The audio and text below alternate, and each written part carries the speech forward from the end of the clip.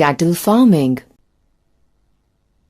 Rearing of cattle for milk production and farm labor is called cattle farming. Milk-producing animals are called milch animals, and the animals that are used for farm activities are called draught animals. In cattle farming, both exotic and indigenous breeds of cows are used. Some hybrids are also used, which are the offsprings produced by cross-mating between two breeds. Indigenous breeds of cow: Sahiwal and Red Sindhi. Exotic breeds of cow: Brown Swiss, Jersey, Holstein Friesian. Both exotic and indigenous breeds have their advantages. Exotic breeds produce much more milk per day as compared to Indian breeds, while Indian breeds are more disease resistant. Exotic breeds may catch diseases very easily.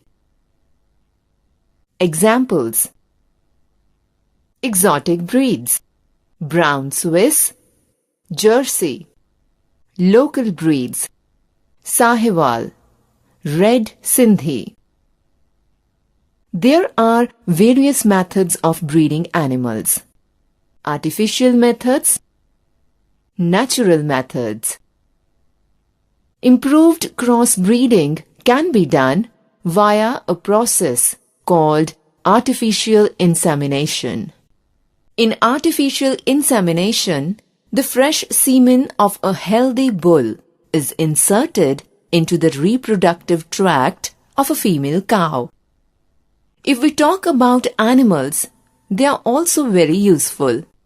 Animals can be of two types: milch animals, draught animals. Milch animals. The animals which provide milk are called milch animals. For example, Jersey cow, buffalo, that is Murrah, etc. They give milk only during their lactation period and need to have a diet full of vitamins and nutrients so that they give good milk. The exotic breeds like Jersey have a large lactation period than indigenous breeds. Draught animals. The animals used for labor purpose, that is, for plowing, sowing, etc.